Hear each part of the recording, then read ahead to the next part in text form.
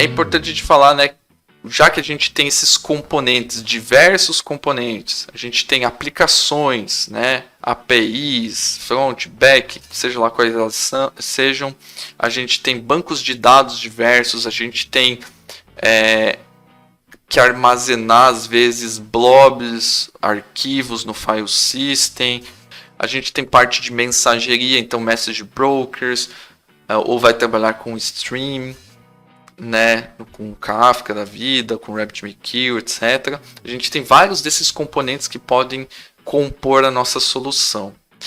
E aqui, quando a gente fala de vários componentes, a gente chega num ponto que as opções variam muito quando a gente tem um ambiente on-premise e a gente tem um ambiente em cloud.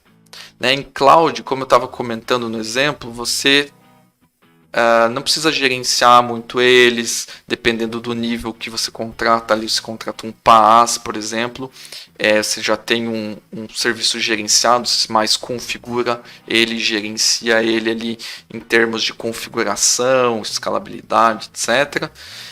Então, em cloud, às vezes você tem que olhar específico para os serviços da cloud, e on-premise é um pouquinho mais ali...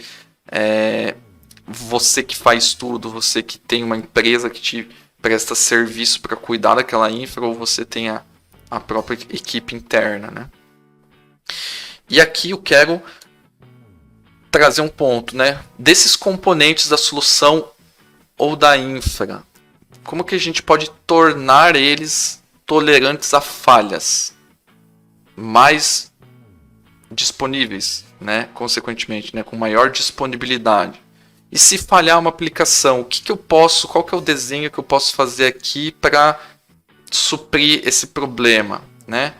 Se der problema na aplicação, onde eu hospedo a aplicação, por exemplo. E se der problema no banco de dados, caiu o meu servidor de banco de dados, o que eu faço? O que eu posso usar? Armazenamento, mensageria. Então, vou compartilhar aqui a minha tela com vocês. No âmbito de aplicação aqui, o que eu comentei, né? Vamos supor que você tem um nível ali de servidores físicos ou virtual machines, como é o exemplo aqui. Então você tem uma série de máquinas virtuais, e a gente pode até encarar aqui esses nodes como máquinas virtuais, tá? Mas funciona da mesma forma se você tiver servidores físicos. Então, o Node 1 é um servidor físico, Node 2 é um servidor físico, Node 3 é um servidor físico. Ou esses três podem ser máquinas virtuais em hardwares espalhados. Tá? Como que você pode ser resiliente a falhas numa aplicação? Quando a gente tem um servidor, você vai hospedar essa aplicação dentro do servidor. Ela é .NET, ela é Java, ela é Node, enfim. Mas ela vai rodar dentro do servidor. Então você pode ter N aplicações dentro desse servidor aqui.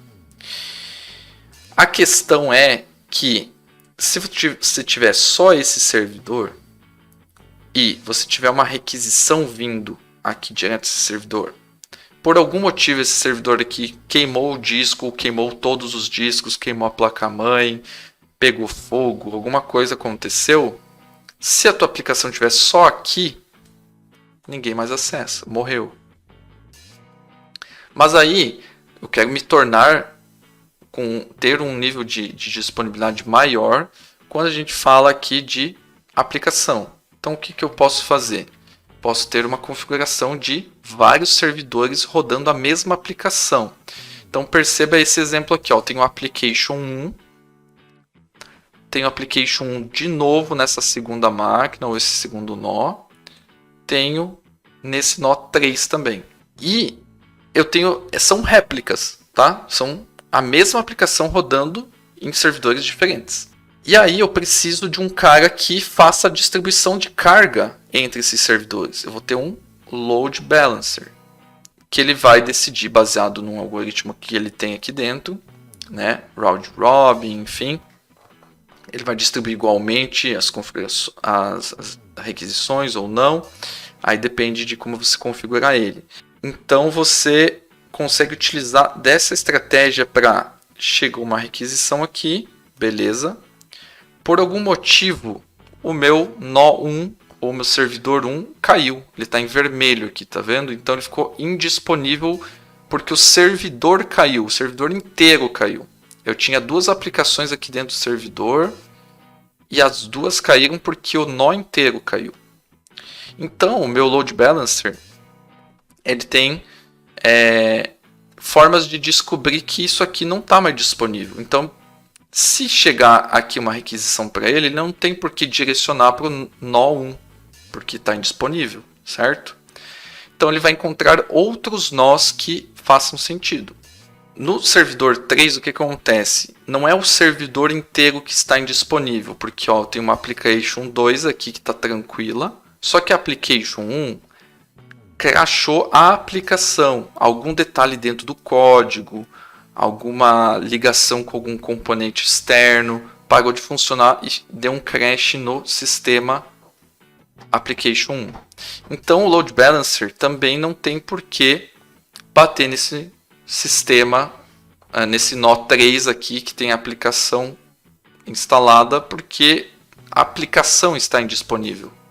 Como que ele descobre que a aplicação está indisponível? Por causa que você pode ter um health check que o load balancer fica monitorando e vê que não está saudável essa aplicação. Então não tem por que ele direcionar uma requisição para lá. E aí sobra o teu nó 2 que está saudável. Então ele vai vir por aqui. Beleza? Então você foi resiliente a dois problemas aqui. Porque você tinha uma configuração de 3 servidores ou 3 nós, né? Onde você perdeu uma máquina inteira, você perdeu uma aplicação que estava dentro de uma máquina, a outra aplicação continuou funcionando, e você ficou só com uma máquina, mas você ainda resistiu, então você manteve a sua disponibilidade. E aí você vai trabalhar para restabelecer esses outros nós aqui, ver o que aconteceu, para não ficar refém só de um nó, só de um servidor aqui, porque nesse momento que outras duas estão em falha, você não consegue tolerar mais falhas. Tá? Acabou as suas chances, só tem mais uma aqui que está de pé. Então, você precisa aí resolver ou escalar outros nós, escalar outras máquinas. Beleza? Então, essa é a parte da aplicação. Tem um detalhe aqui também que eu quis trazer aqui mais no modelo, vamos dizer assim, máquinas, VMs, mas você pode disponibilizar a sua aplicação num cluster Kubernetes, por exemplo. Né? Não vou entrar no mérito como que quais são os componentes de um cluster Kubernetes aqui, porque não é a intenção, né? Mas, vamos dizer assim, uma macrovisão, ele funciona da mesma forma. Então um cluster ele pode ter, que aqui nem está representado, né, mas você pode ter vários nós num cluster, ou seja, várias máquinas fazendo parte do cluster.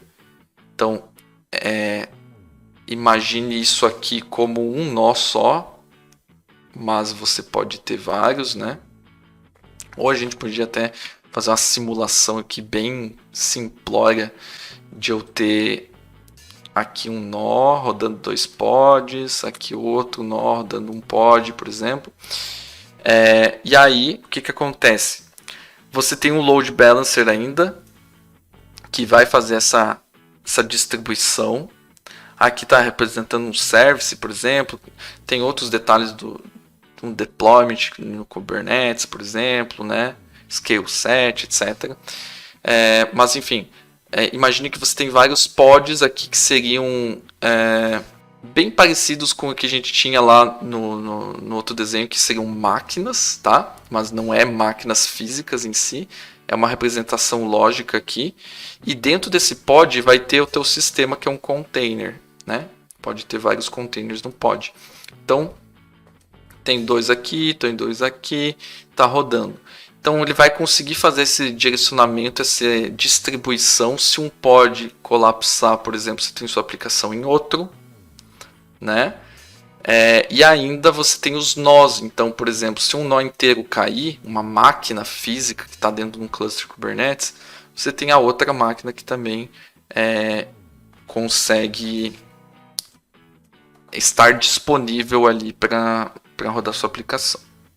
Tá? Então, independente do que você utiliza para, vamos dizer assim, para hospedar a sua aplicação, sempre vai cair naquela máxima. Hardwares falham. Então, no mínimo, você tem que ter mais de um hardware para que, se aquele hardware queimar, parar de funcionar, você consiga rodar sua aplicação em outro hardware. Que tecnologia você vai utilizar, não importa. Tá? A nível de aplicação ali, e além de todas as coisas que eu já falei na live, né? O hardware precisa ser duplicado, triplicado, quadruplicado, etc. para ter redundância e você conseguir ser tolerante a falhas. Né?